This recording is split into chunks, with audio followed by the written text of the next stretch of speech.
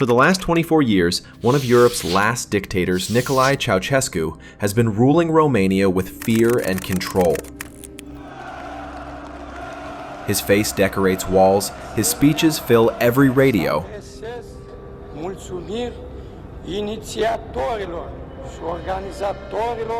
and his voice has long become the voice of oppression. In his mind, he's a national hero. But to most Romanians, he's the reason their country has been starved into silence. It's December 21st, 1989, and here he stands, preparing to give a speech that he believes will showcase his power and control. A live broadcast meant to remind the nation who's in charge. But what's almost unimaginable is that this very man, standing before thousands, commanding a country through fear, will be publicly executed on live television with his wife just 4 days later. By the late 1980s, Romania had become a nation of empty shelves and dark apartments. Food, gas, and electricity are rationed. Citizens queue for hours to buy bread or cooking oil. Hospitals run without heat in the middle of winter. But fear keeps people quiet. Ceausescu's secret police watches everything. Millions of Romanians live under surveillance. Even children are taught to report their parents if they speak against the regime. Dissent means prison, or worse. Now, desperate to prove that the country still loves him, Ceausescu calls for a massive rally in Bucharest's Palace Square.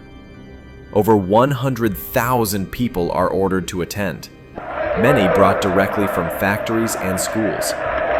Cameras are set up to broadcast live on national television. He believes this will restore his image, but it will become the single biggest mistake of his life. Ceausescu steps out onto the balcony of the Central Committee building, wearing his signature fur hat and long coat. The wind bites at his face as he raises his hand to greet the crowd. From the loudspeakers, deafening cheers erupt, but they're fake. The sound is a pre-recorded track blasting from hidden speakers around the square. In front of him, tens of thousands of people stand silent and motionless. Only the first few rows, the loyalists and party officials, clap and wave flags on cue. Ceausescu begins to speak. His voice booms through the microphones, rehearsed and mechanical, filled with the same slogans he's repeated for decades. For the first few minutes, everything seems under control.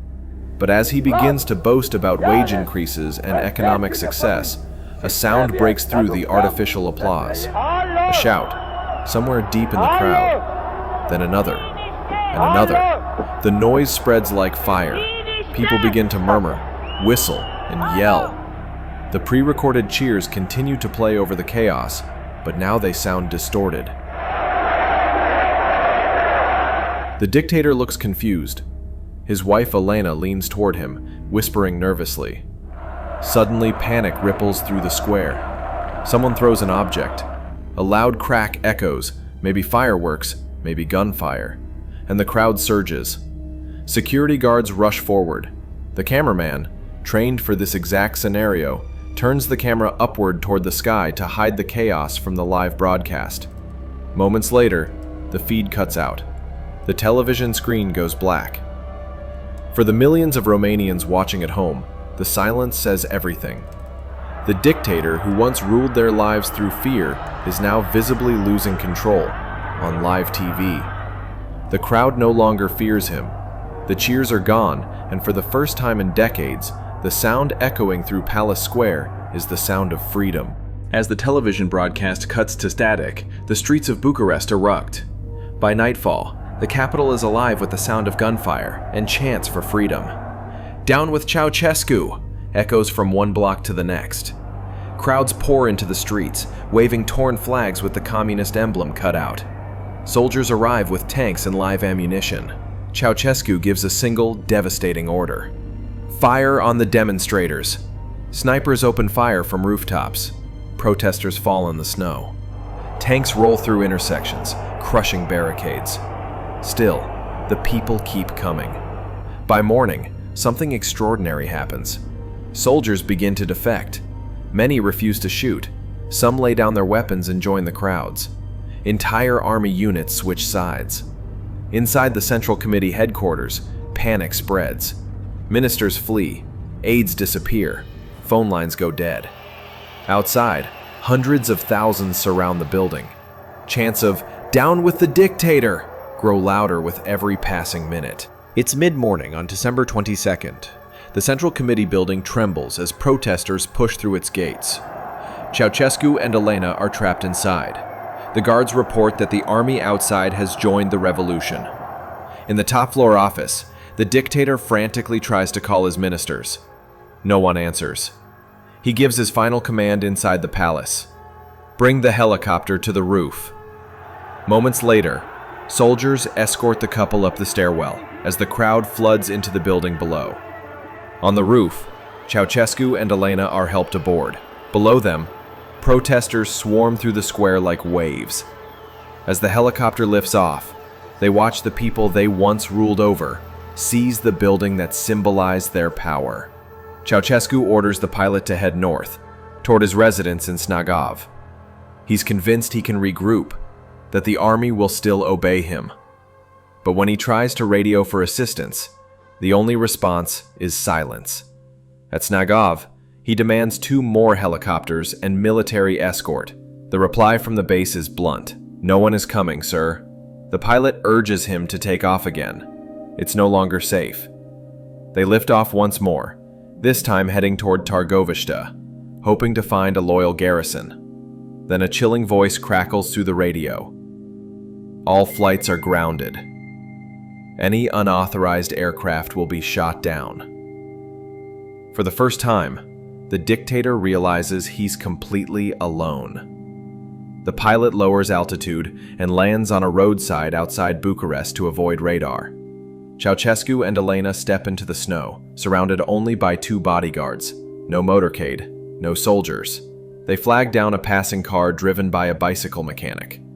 As they ride, the radio announces that Bucharest has fallen. The people have taken control. The army is with the revolution. The man once hailed as Romania's beloved father is now a fugitive. The mechanic drives them to an agricultural institute on the outskirts of Targovishta.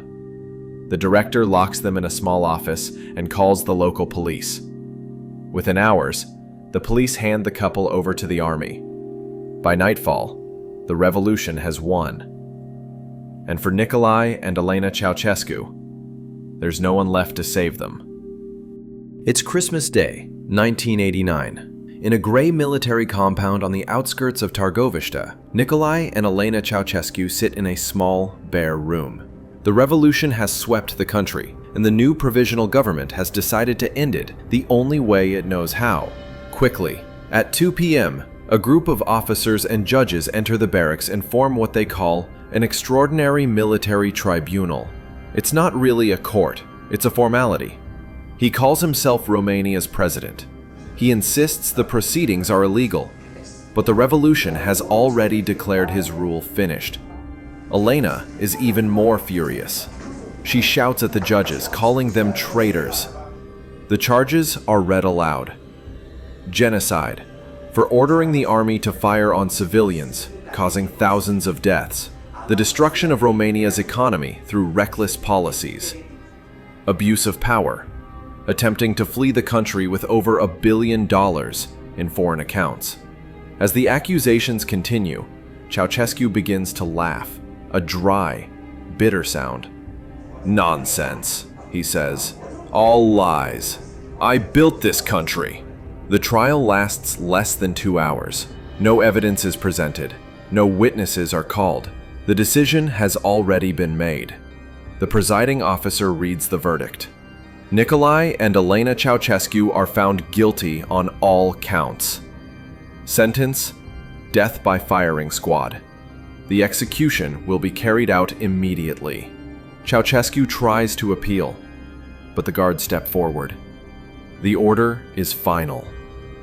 Outside, the paratroopers prepare their rifles. The camera crew sets up, instructed to record the execution for broadcast. Inside the small chamber, Ceausescu turns to the guards.